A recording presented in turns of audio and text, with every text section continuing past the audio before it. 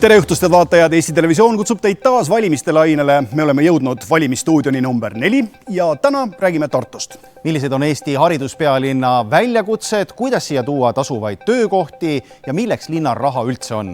Tänased väitlejad on teie ees.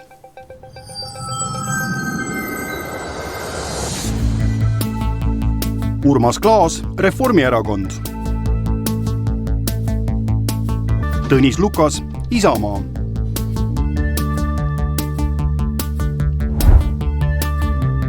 Kristina Kallas, Eesti 200.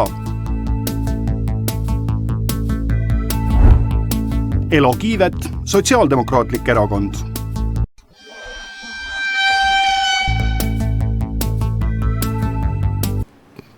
Meil on juba välja kujunenud traditsioon, et saate alguses saavad kandidaadid kõigepealt valida, kas rohelise või punase.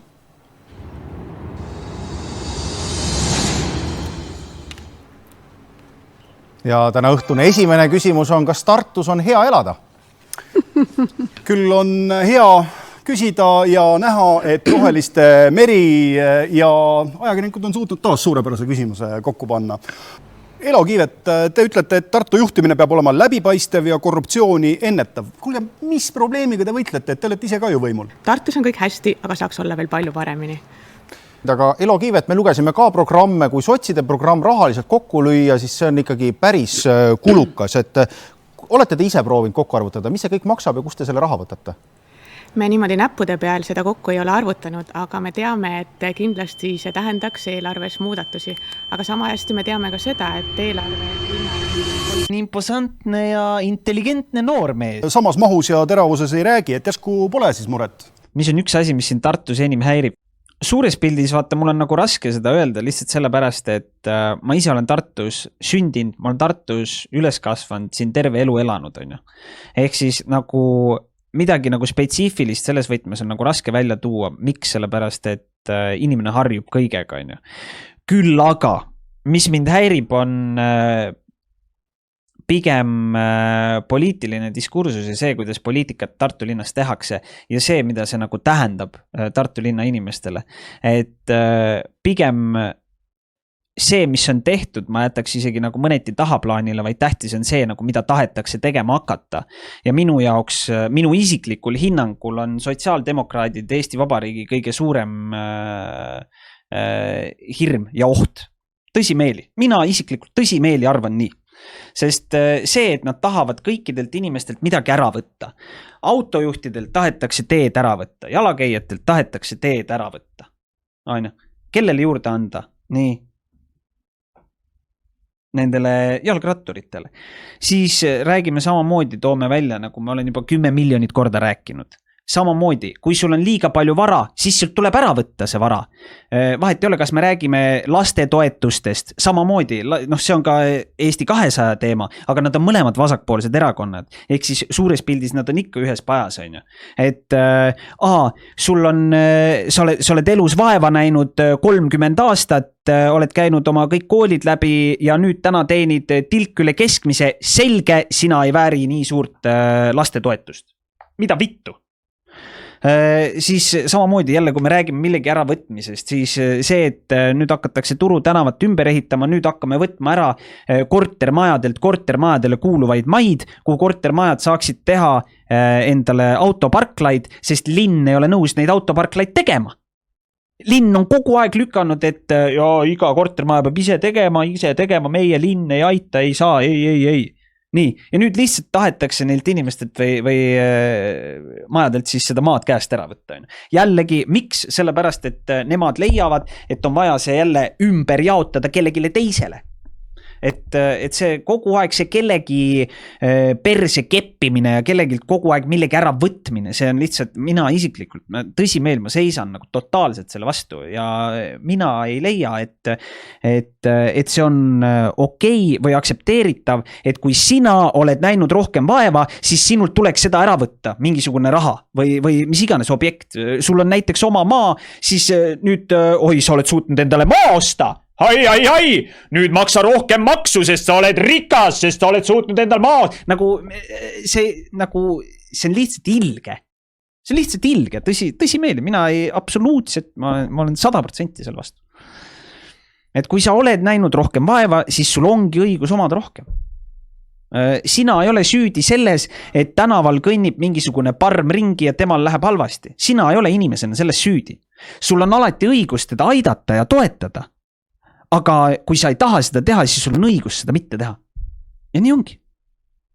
Et see, et mingisugune poliitiline jõud tuleb ja hakkab sind keppima sellepärast ja tahab sinult asju seetõttu ära võtta, sest et mingi teine vend ei ole näinud vaeva, no minu meelest see on lollus. Ja küsime siis lihtsalt, kas toetate Siuru kultuurikeskuse ehitamist? Nii, Tõnis Lukas, hakkame teist pihta, kuna siin jutt oli sellest, et liiga kalliks läheb. Kui palju Isamaa on valmis Siuru ehitamisse raha panustama?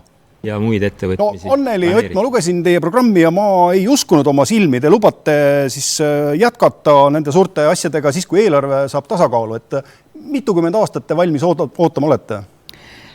See muidugi on Keskerakonna programm, mitte minu isiklik programm, aga kui ei panda raha sellesse, et ühendused oleks paremad, siis hakkab ka ressurssi juurde tulema, mida saab siis selle programmi rakendamiseks kasutada. Mina ikkagi ütlen vastupidi, mina arvan, et keskparki Siurule ajamine on 100% mõistlik ja ainuõige otsus.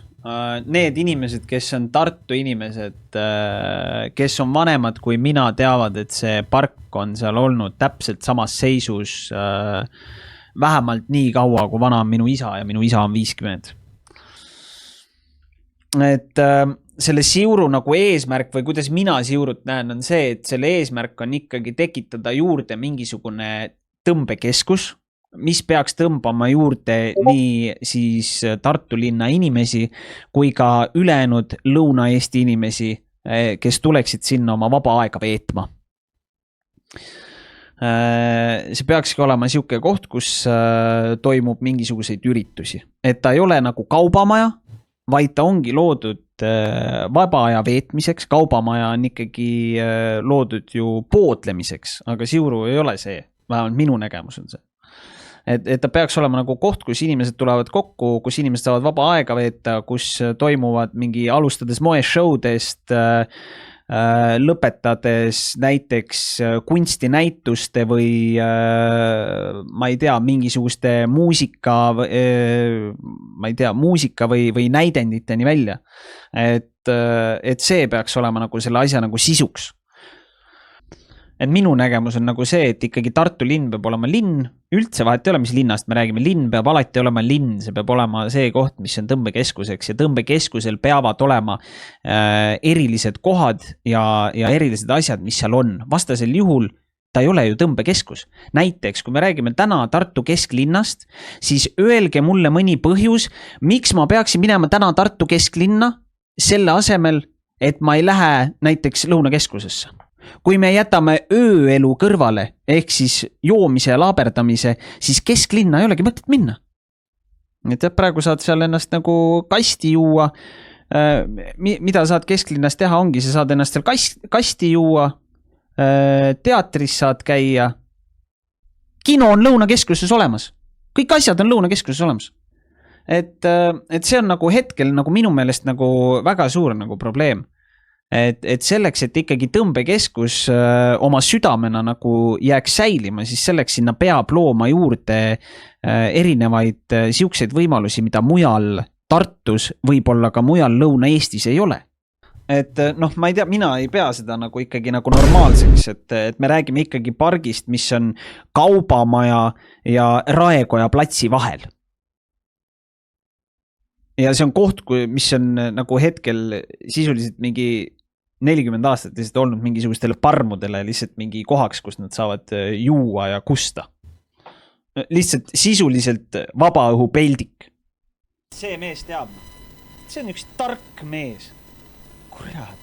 Urmas Klaas, ma ei tea, kas ma suudan teid nüüd avaküsimusega üllatada, aga Reformierakonna reiting on nii linnas kui riigis madalseisus. Olete siis leppinud, et ametikett tuleb panna kas naela otsa või järglasele üle anda? Eks reiting kindlasti peegeldab seda olukorda, kus me oleme, aga kindlasti Reformierakonnal on väga hea meeskond, tugev programm, me teeme tublit tööd. oleme teinud nii selle 4 aasta vältel kui ka varem.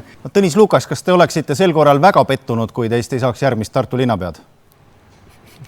Isiklikult ma seda kindlasti ei võta. Eks ja lugege mu huultelt. Seda valijad otsustavad. You're a liar! You're a liar! You know something that you're not telling us, you slimy scumbag liar! Sest kui valijad tahavad muutust Tartu linnas, on see ju kaugele näha. Sellepärast, et see on ebapopulaarne. Kristina Kallas, te ütlete, et samal ajal kui Tallinn ja Pärnu arenevad, võeldakse Tartus muru pikkuse üle. Kuulge, isegi haridusministeeriumis võeldakse kirglikult muru pikkuse üle. Haridusministeeriumis õnneks muru pikkuse üle kirglikult ei vaielda. Et hariduse teemades on palju kirglikumad teemad meil ja ka Tartu linnas on meil hariduses väga kirglikud teemad, nii et õnneks muru üle ei pea vaidlema.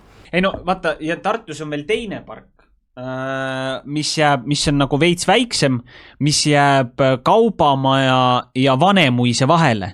Ja ma ei tea, kui palju siin on Tartu inimesi, kes üldse on kesklinnas käivad ja on sealt jala mööda kõndinud või mis iganes. No tule taevas appi.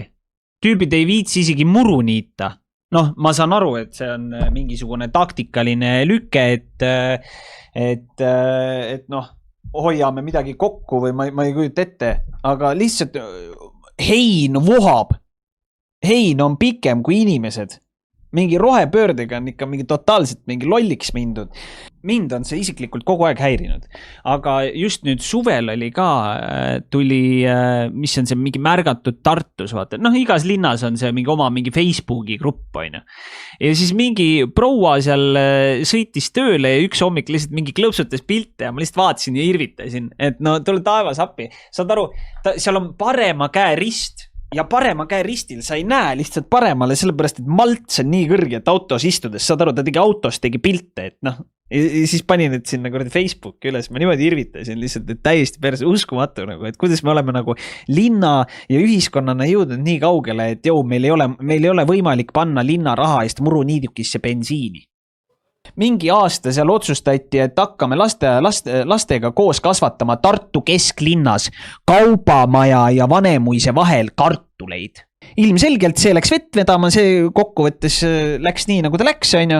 Ja nüüd olemegi seal seisus, et see lihtsalt park, mis kunagi oli tõesti, minu meelest kunagi oli täitsa okei ja ilus, siis nüüd on seal lihtsalt hein on kuradi pikem kui sa ise ja see ongi totaal nurgas. Täpselt samamoodi pompsud panevad seal kust laia kaarega, mitte kedagi koti, lihtsalt mingi nõsõm haisemine käib. Ja rääkida seda, et tore ju, et kui lastele õpetatakse mingit kartulikasvatust, ma nõustun, muidugi, teeme ära. Meil on siin Märjal, kus ma elan, meil on siin põllud ümber ringi, te tahate mulle väita, et linn ei leia kokkulepped ettevõtetega, et nad annaksid seal mingi 10 ruutmeetrit. No tõsimeeli ma arvan, et nad annavad. Aitäh, väga kirglik esimene tund oli. Aktuaalne kaamera ootab, kohtume pärast Aktuaalset kaamerat ja väga põnevad teemad on veel ees.